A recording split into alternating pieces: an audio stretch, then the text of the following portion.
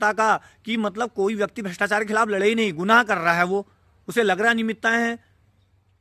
रही साक्ष्य अभिलेख की बात, पहले तो जब शिकायतकर्ता शिकायत कर रहा है तो साक्ष्य और अभिलेख, अगर वो तुम्हें 1 बिंदु दे रहा है तो 10 बिंदु के अभिलेख दिखाना आपकी जिम्मेदारी है ना, आप उसे अभिलेख दिखाओ। और रही जॉब कार्ड, विकासखंड कोटाबाग में अगर जांच की जाए, जॉब कार्ड ही नहीं है विकासखंड कोटाबाग के अंदर। जॉब कार्ड किसके हैं भाई?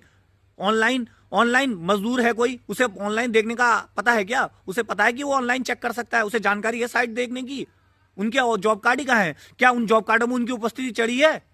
आप मुझे बताइए। अगर आप नियमों कानून की अगर आप बात करते हैं तो नियम कानून की बात मैं भी कर रहा हूं ना, तो बताओ उनके जॉब कार्ड हैं कहाँ? माना कोई रामपाल नाम का व्यक्ति 5वीं कक्षा पास है, उसे कुछ जानकारी नहीं है, उसे पता है कि मेरे खाते में कब किस्त आ रही है, वो काम की मांग कैसे करेगा? वो अनपढ़ व्यक्ति है। जब उसके पास जॉब कार्ड ही नहीं होगा तो वो किस आधार पर? सबसे प्रथम बात तो विकासखंड कोटाबाग में किसी मजदूर के पास जॉब कार्ड होंगे ही नहीं, क्योंकि अगर है ही नहीं। और रही दूसरी बात, उन जॉब कार्डों में उपस्थिति दर्ज नहीं करा रखी इन्होंने। ऑनलाइन का मतलब है फर्जी भुगतान, फर्जी उपस्थिति। अगर वास्तविक होता तो इनके पास जॉब कार्ड होते, इनकी मजदूरी वहां जॉब कार्डों में चढ़ी होती, तो इनकी जांच कौन करेगा भाई?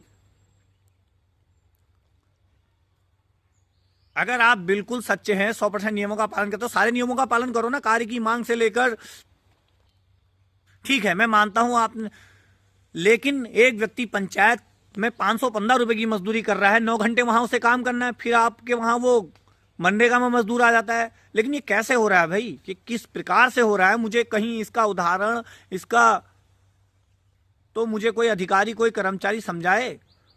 और रही निष्पक्षता से जांच करो, अभी मैंने कई बिंदु दिए हैं, उसमें ना कोई जांच समिति गठित हुई है। और जांच का मतलब यह नहीं कि आप किसी को भ्रमित कर दें, जांच निष्पक्षता से करो ना, जो सामने शिकायत करता है वो संतुष्ट तो हो कि आपने जांच पारदर्शिता करी है। कोई भी अधिकारी आता है, कहता भाई मेरे सक्षम नहीं हुई जांच का, मैं 2 ही बिंदु में जांच करूंगा। अरे भाई सारे बिंदु की जांच करो, अनियमितता तो सब में है। कामों के अभिलेख देखो, पर है ही नहीं, क्या करें? यहां तो नई नई चीजें जुटाते रहेंगे। तो साथियों, अब इस विकासखंड कोटाबाग के अंदर एक व्यक्ति 1000 रुपए की भी मजदूरी भुगतान कर सकता है। अब शायद मुझे भी आवेदन करना पड़ेगा, क्योंकि भाई काम तो करना ही है। तो बढ़िया है कि मैं भी इस नियम का पालन करूंगा और 1500-2000 रुपये पर डे की मजदूरी करूंगा। तो मैं तो स्वयं मजदूर किसान हूं, तो भाई अब मुझे भी यही कार्य करना पड़ेगा, क्योंकि यहाँ लागू गया। तो आप लोग सभी आवेदन करें साथियों।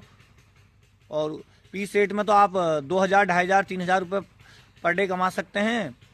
तो यह है विकासखंड कोटाबाग का हाल साथियों।